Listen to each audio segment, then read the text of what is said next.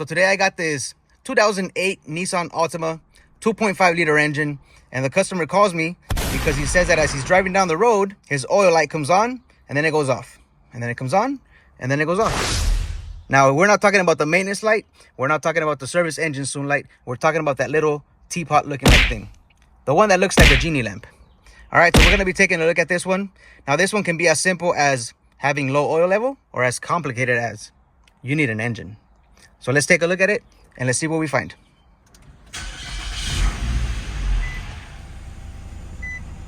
All right, so I see the light blinking over here by the RPM. Let me rev it up and see if it goes away.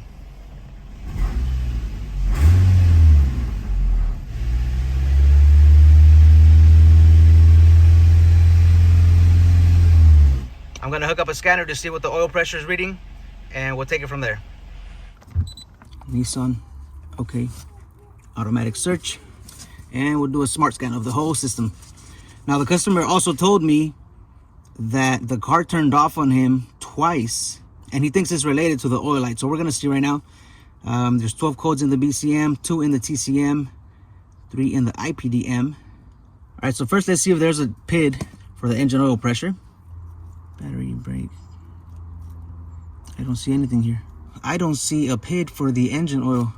You think it's in the IPDM? All right, so the oil pressure switch PID is in the IPDM. So let's go ahead, okay, for that. I just want to see what the computer is reading. Close. Was it just going to read close and open? Let me start it up. Close. Open.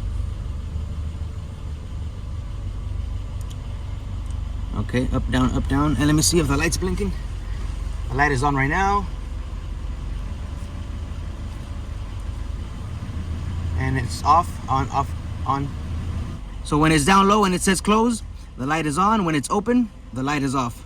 So you can see right there, it's going on and off, and I can hear the engine shaking, and it feels like it's about to turn off. So right now we're gonna go check the engine oil level, and we're also gonna check the oil pressure. And we have 0 oil. That right there could be it. It's simply low on oil and that's it. But we don't want to call the customer and let her know that this is it. Because what if we tell him that this is all he needs, then we top it off with oil, or we do an oil change, and then after we're done, the light's still on. So what I'm going to do right now is top it off with oil and check the engine oil pressure. All right, so the oil pressure switch on this one lives over here by the oil filter, right behind the power steering. So what I'm going to do is take off the wheel so that we can have better access to the oil pressure switch.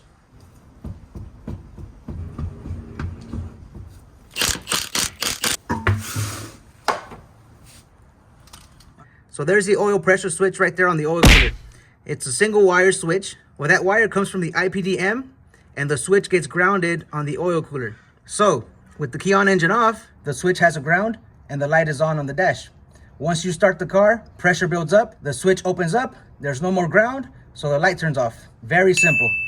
So what I'm gonna do right now is put some oil, start it up, see if the light goes away, and then take it from there. I just put 3 quarts of oil, and look at where we're at. This is after 3 quarts of oil. This engine takes 4.5 quarts. This customer's lucky he still has an engine. All right, so now I'm gonna go start it up and see if that light goes away. If it goes away, that means the oil pressure switch is good and the circuit is good. But I'm still gonna do the oil pressure check. Okay, now if you look right here, the oil light is not coming on. So our oil pressure switch is good. That oil switch opens up, there's no more ground, so the light turns off. All right, so now I'm gonna do the oil pressure test. So I gotta take that connector off so I can install my gauge and see where the oil pressure is at.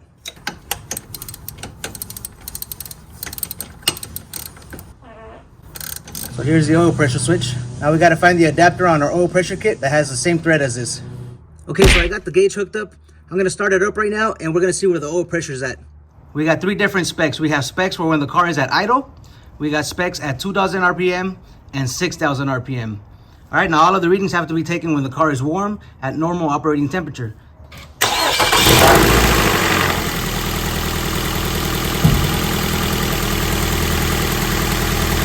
right, so right now we're like at 42, 44. It's gonna keep dropping as the engine gets warmer.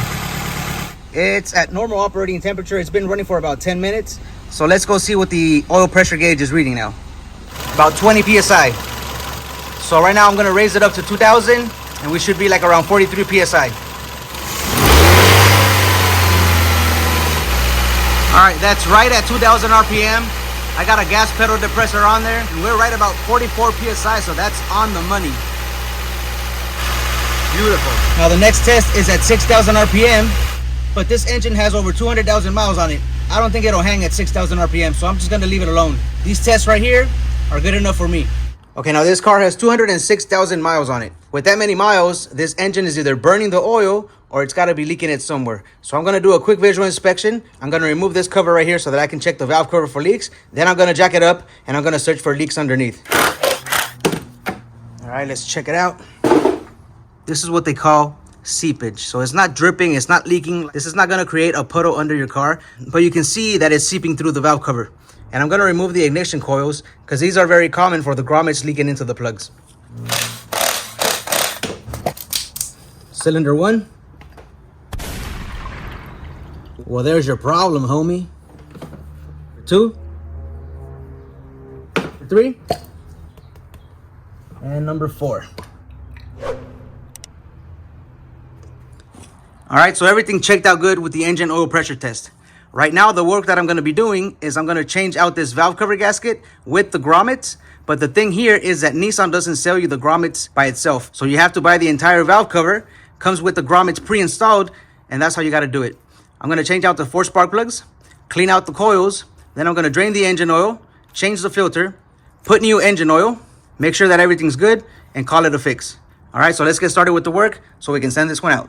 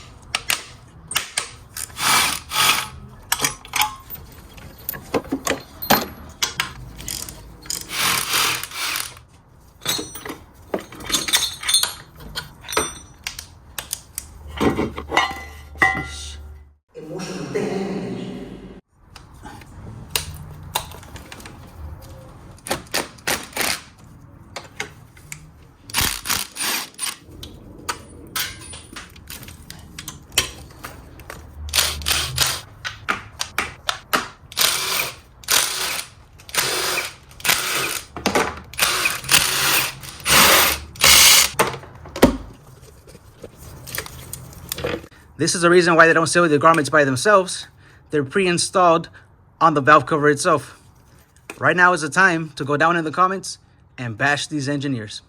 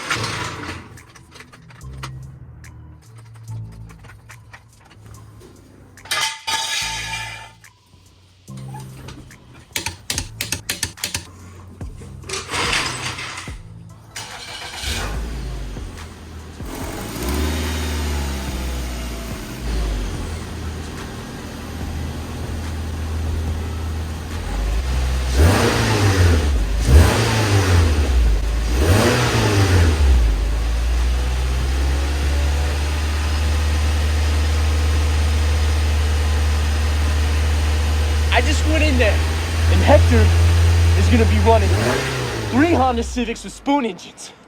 And on top of that,